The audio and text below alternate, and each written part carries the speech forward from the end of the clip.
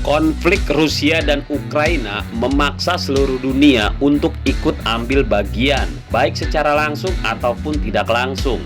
Baik yang mengirimi bantuan kemanusiaan ataupun hanya sekedar memberikan suara untuk merespon tindakan yang dilakukan Rusia dalam menginvasi Ukraina ini. Dan sebagai pemersatu antar negara yang dikenal dengan nama PBB atau Perserikatan Bangsa-Bangsa mengadakan voting untuk negara-negara anggotanya. Tentu saja dalam voting ini Indonesia pun terlibat bersama 140 negara lainnya. Dan suara yang dipilih Indonesia dalam voting tersebut adalah ikut mendukung resolusi untuk mengutuk invasi Rusia ke Ukraina. Pertanyaannya, benarkah ini sikap seluruh rakyat Indonesia atau hanya suara perwakilan Indonesia untuk PBB saja? Benarkah Indonesia mengutuk invasi Rusia ke Ukraina?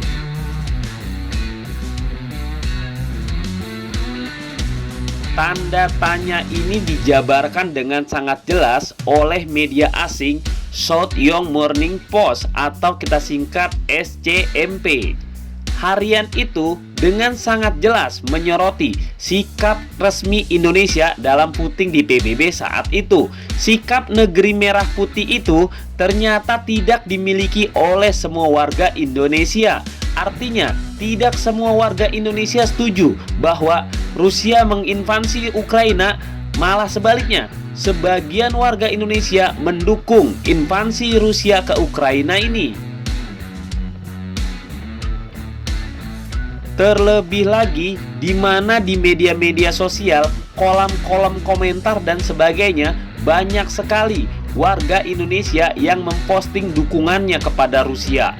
Di medsos, orang-orang Indonesia lebih bebas berekspresi tentang sudut pandang Rusia dalam konflik di Ukraina. Inilah yang disorot SCMP. Dalam kolom-kolom komentar ada banyak sekali pesan yang membuat analogi menjelaskan bahwa Rusia adalah sosok ayah yang menderita dan membiarkan istrinya yang bernama Ukraina sebagai istri yang tidak tahu berterima kasih kepada suaminya. Kemudian mereka pun bercerai. Si Rusia sebagai sosok ayah masih baik terhadap mantan istrinya. Entah mungkin masih cinta atau bagaimana, mantan suami ini masih membantu melunasi hutang-hutang mantan istrinya. Tapi apa yang terjadi kemudian? Sang mantan istri malah terlibat affair atau hubungan lain dengan pengganggu desa sebelah. Dalam analogi ini, si pengganggu itu adalah Amerika Serikat.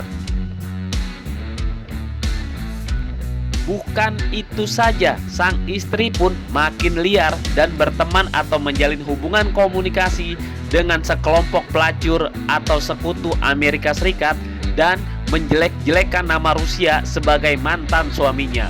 Sang suami kemudian kehilangan kesabarannya. Dia merasa terganggu dan harus tegas menuntut mengembalikan anaknya. Analogi ini adalah Rusia mencaplok Crimea. Tetapi sang istri juga mulai memperlakukan anak-anak lainnya dengan buruk dan memaksa mereka untuk membantu menghadapi sang mantan suami.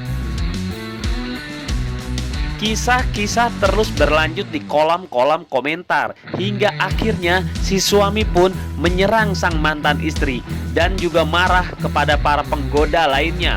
Apakah mereka berani ikut campur urusan ini atau tidak? Analogi-analogi itulah yang banyak bertebaran di posting masyarakat Indonesia, sehingga harian SCMP pun berpendapat apa yang dilakukan Indonesia di PBB pun belum mewakili sepenuhnya suara rakyat negeri ini. Nah, bagaimana dengan kalian? Tulis di kolom komentar apakah kalian mendukung atau sebaliknya mengutuk, biar media luar negeri pun tahu bahwa inilah suara kita sebagai rakyat negeri ini.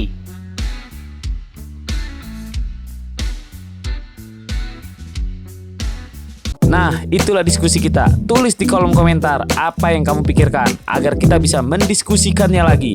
Yang belum subscribe, jangan lupa subscribe dan aktifkan lonceng agar channel ini terus terbangun dan kamu menjadi yang pertama mendapatkan pemberitahuan video untuk diskusi-diskusi kita yang lebih seru lagi.